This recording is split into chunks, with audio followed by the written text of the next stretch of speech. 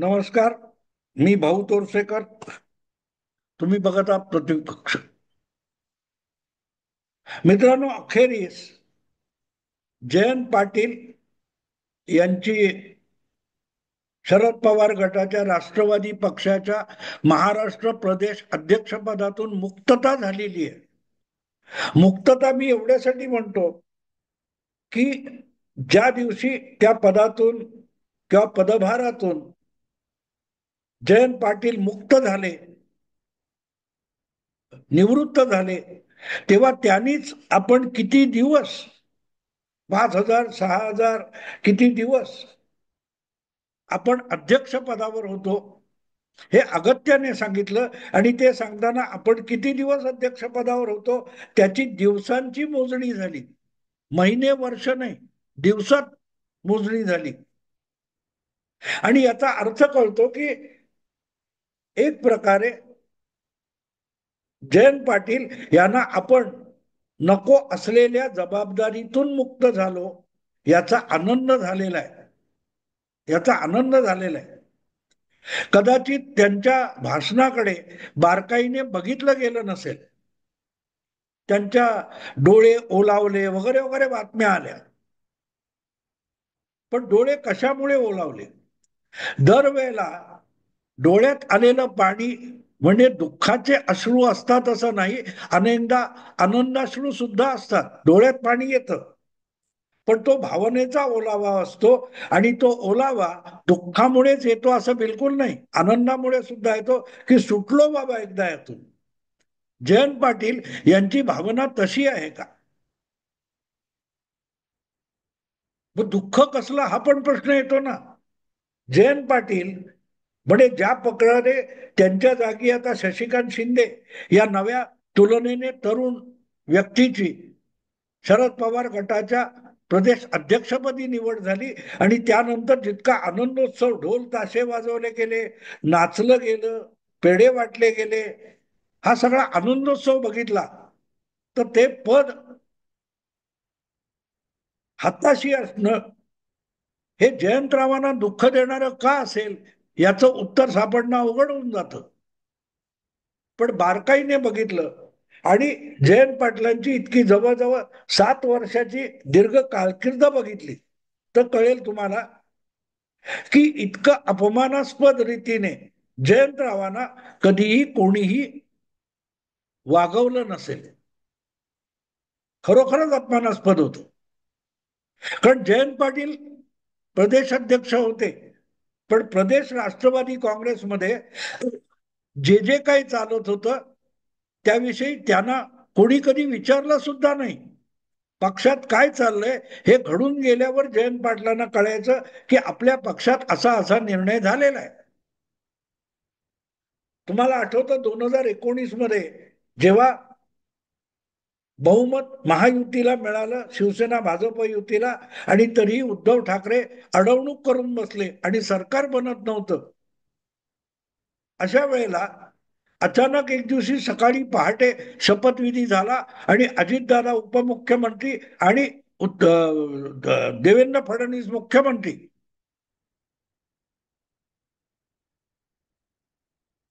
झालं. 2.5 दिवसात सरकार मोडलं. पण तुम्हाला आठवतं का त्यावेळेला एक गोष्ट झालेली होती. अजितदादा हे विधिमंडळ राष्ट्रवादी काँग्रेस पक्षाचे नेते म्हणून निवडले गेले होते आणि तरीही त्यांनी पक्षाच्या भूमिकेला छेद देत भाजपबरोबर हातमिळवणी केली आणि सरकार बनवलं. त्यामुळे जो काय उद्रेक झाला होता, अजितदादा मुर्दाबादच्या घोषणा, जितेंना अवॉर्ड वगैरे देत होते, अशा वेळेला प्रदेशाध्यक्ष जयंत पाटील होते. आणि मला वाटते यशवंतराव चव्हाण प्रतिष्ठानच्या सभागृहामध्ये जो मेळावा झाला होता, आमदारांना परत बोलावण्यात आलं होतं, त्यामध्ये 2-4 आमदार गायब होते आणि पक्षाचा नेताच निघून गेल्यामुळे, गायब झाल्यामुळे विधिमंडळ नेतेपदी शरद पवारांनी विनाविलंब जयंत पाटलांची नेमणूक केली होती. त्यामुळे अजितदादा परत आले, महाविकास आघाडी बनली आणि उद्धव ठाकरेंच्या मुख्यमंत्री म्हणून नेतृत्वाखाली संयुक्त सरकार 3 पक्षाचं बनवण्यात आलं. तेव्हा राष्ट्रवादी काँग्रेस पक्षाचे विधिमंडळातले नेते जयंत पाटील होते. पण परतलेल्या अजितदादांना सरकार बनलं तेव्हा उपमुख्यमंत्री करण्यात आलं आणि जयंत पाटलांना जलसंपदा खातं देण्यात आलं. जयंत पाटील विधिमंडळ राष्ट्रवादीचे नेते कधी होते आणि त्या नेते पदावरून त्यांना बाजूला कधी करण्यात आलं हे खुद्द जयंत पाटलांना पण माहिती नाहीये. त्याच्या बातम्या सुद्धा आल्या नाही. आज बघितलं तुम्ही तर आपले अजितदादा हे पक्षाचेही सर्वोच्च नेते आहेत आणि उपमुख्यमंत्री पण आहेत. पण जो विधिमंडळ गटाचा नेता असतो तो आपोआपच उपमुख्यमंत्री होतो पक्षाला मिळालं. पण जयंत पाटलांना त्यापासून वंचित ठेवण्यात आलं. त्यामुळे जयंत पाटील प्रदेश अध्यक्ष होते म्हणजे काय हे बिचाऱ्या जयंत पाटलांना पण माहिती नव्हतं. आणखीन एक किस्सा सांगतो तुम्हाला. ज्या वेळेला परमवीर सिंग या मुंबईच्या माजी पोलीस आयुक्तांनी एक प्रचंड मोठं पत्र लिहिलं मुख्यमंत्र्यांना आणि राज्यपालांना पाठवलं. पुढे तेच सुप्रीम कोर्टाला सादर केलं आणि अनिल देशमुख या राष्ट्रवादीच्या गृहमंत्र्यावर गंभीर आरोप केले. तेव्हा जयंत पाटील प्रदेशाध्यक्ष यांना पत्रकारांनी प्रश्न विचारला होता की अनिल देशमुखांना मंत्रिपदाचा राजीनामा द्यावा लागेल का. तर जयंत पाटलांनी छातीटोकपणे सांगितलं होतं ते उत्तम काम करतायत, त्यांना राजीनामा देण्याची गरज नाही. पण दिल्लीला गेले अनिल देशमुख शरद पवारांना भेटले आणि त्यांनी राजीनामा देऊन टाकला. अनिल देशमुखांना मंत्रिपदावरून हटवायचं की नाही याचा पण निर्णय ज्या प्रदेश अध्यक्षाला घेता येत नाही असे प्रदेशाध्यक्ष म्हणून जयंत पाटील स्वतःची विटंबना करून घेत होते. आणि हे दुःख होतं. ते दिवस का मोजत होते हे आपण बघितलं पाहिजे. ते जेव्हा सांगतात की 6,000 आणि इतके दिवस वगैरे आपण अध्यक्ष होतो, प्रदेशाध्यक्ष होतो. पण प्रदेश अध्यक्ष म्हणून पक्षाच्या कार्यालयामध्ये किंवा पक्षाच्या वतीने कुठले निर्णय घेतले जातात हे त्यांनाही माहित नव्हतं. आणखीन एक गोष्ट सांगतो. ज्या वेळेला राष्ट्रवादी काँग्रेसचेच मंत्री नवाब मलिक यांच्या घरावर ईडीची धाड पडली, त्यांना ईडीने आपल्या कार्यालयात घेऊन गेले आणि त्यांना अटक सुद्धा झाली नव्हती. अशा वेळेला सिल्वर ओकला शरद पवारांच्या निवासस्थानी राष्ट्रवादीच्या नेत्यांची बैठक झाली आणि त्या बैठकीमध्ये निर्णय घेण्यात आला की नवाब मलिक यांना अटक झाली तरी नवाब मलिक मंत्रिपदाचा राजीनामा देणार नाहीत. पण हा निर्णय शरद पवारांनी घेतला, जयंत पाटलांनी घेतला नाही. मग प्रदेश अध्यक्ष म्हणून जयंत पाटील करत काय होते. आपल्या पदावरून राजीनामा देऊन बाजूला व्हायचा एवढा तरी अधिकार जयंत पाटलांना होता का या प्रश्नाचं उत्तर सुद्धा गुलदस्त्यात आहे.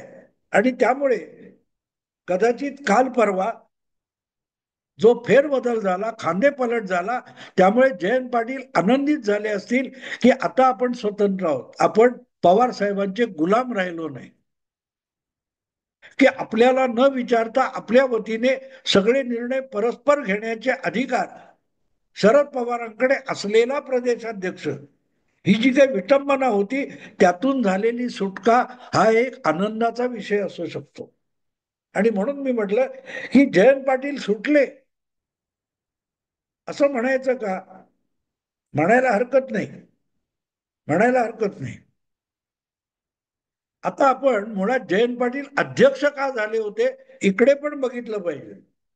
ज्या वेळेला 2018 मध्ये जयंत पाटील यांची प्रदेश अध्यक्ष म्हणून शरद पवारांनी निवड किंवा नेमणूक केली, त्या दरम्यान आजच्या सारख्याच अफवांचा एक बाजार चालू होता. 2019च्या निवडणुका येण्याच्या काळात जयंत पाटील हे लवकरच भाजपत जाणार अशी चर्चा जोरात चालू होती. अगदी मला खुद्द बाकीच्या सूत्रांच्या गोष्टी सोडा, पण कराड मधले काही पत्रकार त्या काळात मला भेटले की सांगायचे, जयंत पाटील कुठल्याही दिवशी उठून भाजपत जाण्याची शक्यता आहे. सत्तेबाहेर बसायला जयंत पाटील कंटाळलेले. हे अगदी कराड मधल्या काही पत्रकारांनी सुद्धा सांगितलं. आणि जेव्हा स्थानिक पत्रकार सांगतात तेव्हा तिथे नेत्यांच्या आतल्या गोटामध्ये चालू असलेल्या ज्या चर्चा असतात, कुजबूज असते, त्याची खबर त्यांना लागलेली असते, हे मान्य करायलाच पाहिजे.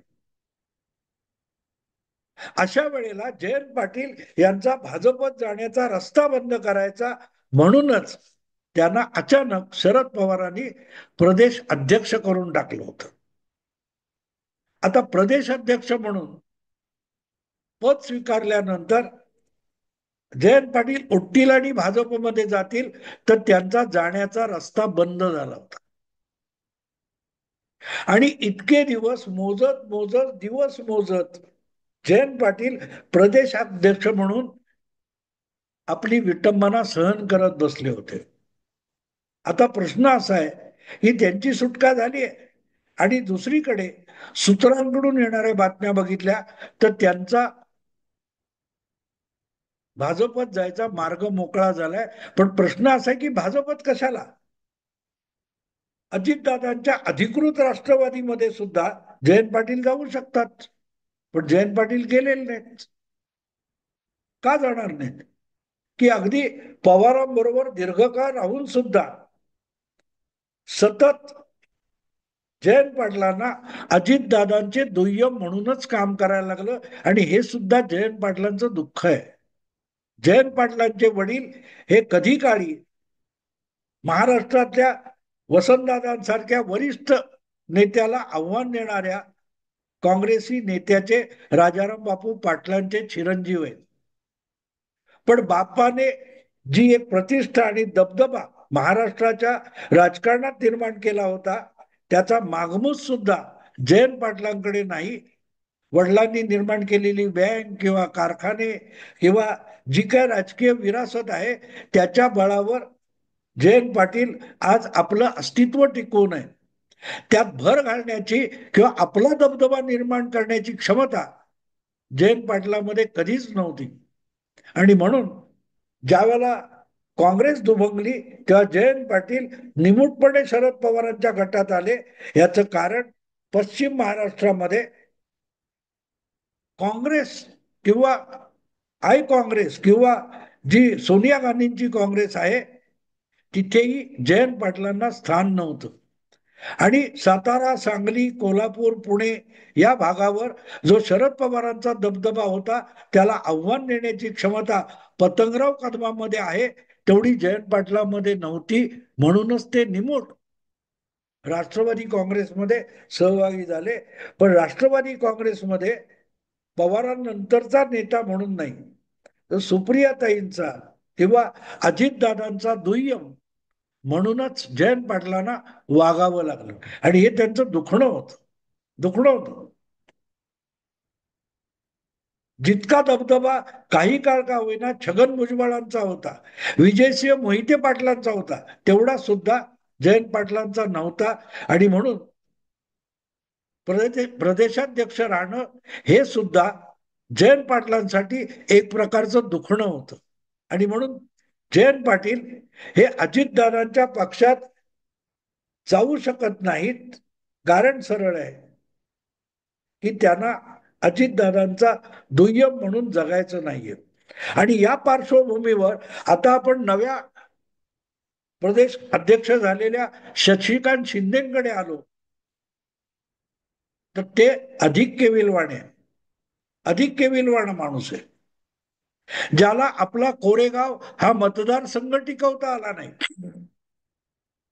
महेश शिंदे नावाच्या एका तरुणाने कोरेगाव ह्या हक्काच्या मतदारसंघात एक शशिकांत शिंदे यांना 2019च्या निवडणुकीत पराभूत केलं. आज दुसऱ्यांदा त्याच मतदारसंघात महेश शिंदे निवडून आले, पण शशिकांत शिंदे यांना काहीही करता आलं नाही. आणि ज्या वेळेला उदयनराजे भाजपत गेले आणि यावेळेच्या 2024च्या निवडणुकीत उदयनराजे हे साताऱ्याचे भाजपचे उमेदवार म्हणून उभे होते, त्यांच्या विरुद्ध लढायला पृथ्वीराज चव्हाण किंवा अगदी श्रीनिवास पाटील पण तयार नव्हते. तेव्हा नामदारी पडायचा उमेदवार म्हणून ज्याला शरद पवारांनी हक्काने उभा केला असा दुसरा दुय्यम नेता शशिकांत शिंदे. जावडीमधून ते पहिल्यांदा आमदार झाले आणि नंतर कोरेगावला आले. पण आपला दबदबा, स्वतःची छाप सातारा जिल्ह्याच्या बाहेर निर्माण करण्यात ज्यांना संपूर्णपणे अपयश आलंय असा नेता म्हणून शशिकांत शिंदे यांच्याकडे बघायला लागतं. शरद पवारांकडे प्रदेश अध्यक्ष म्हणून नेमण्यासारखा कोणी उमेदवार नाही, ही यातली वस्तुस्थिती आहे. खरं म्हटलं तर जयंत पाटील किंवा शशिकांत शिंदे यांच्यापेक्षाही शरद पवार गटाला काहीतरी धडपडी करून झळाळी आणू शकेल असा नेता आज एकमेव आहे, तो जितेंद्र आव्हाड आहे. भले मुंबईतला असेल, पण ज्याला आपली प्रतिमा उंचावायची म्हणून काहीतरी करायची अशी जबरदस्त इच्छाशक्ती आहे, असा नेता जितेंद्र आव्हाड आहे. पण तो स्वयंभू होऊ शकतो हे शरद पवारांना आवडणार नाही, सुप्रियाताईंना परवडणार नाही. आणि म्हणून मग जयंत पाटलांसारखा एक दुबळा प्रदेशाध्यक्ष हलवताना आपली स्वयंभू अस्मिता नाही किंवा क्षमता नाही असाच नेता निवडायचा, तर शशिकांत शिंदे यांना पर्याय नव्हता.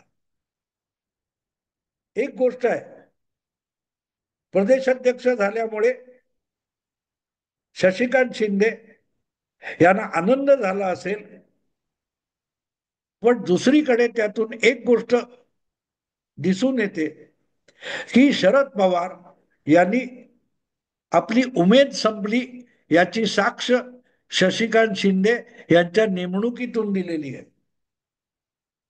काही महिन्यापूर्वी, काय 2 महिन्यापूर्वीची गोष्ट असेल, शरद पवारच म्हणाले होते की सत्तेत राहायचं की विरोधाचं राजकारण करायचं हा सगळा निर्णय आता सुप्रियाने घ्यायचाय, मी त्यामध्ये नसतो. असं म्हणणारे शरद पवार हे प्रदेश अध्यक्ष बदलण्याच्या प्रक्रियेमध्ये अगत्याने भाग घेतात आणि सुप्रियाताई त्या दिसत नाहीत. तिथे एक गोष्ट कळते की राष्ट्रवादी काँग्रेस शरद पवार गट चालवणं याची इच्छाशक्ती खुद्द शरद पवार सुद्धा गमावून बसले आणि जे काय राहिले ते गोळा करण्यासाठी आणखीन एक दुबळा माणूस आणून बसवला. आणि म्हणून मी म्हटलं की शशिकांत शिंदे अडकलेत का. जयंत पाटील सुटलेत आणि शशिकांत शिंदे अडकलेत, याचा अर्थ असा होतो. आवडलं लाईक करा, शेअर करा आणि प्रतिपक्षाला सबस्क्राईब करा. नमस्कार.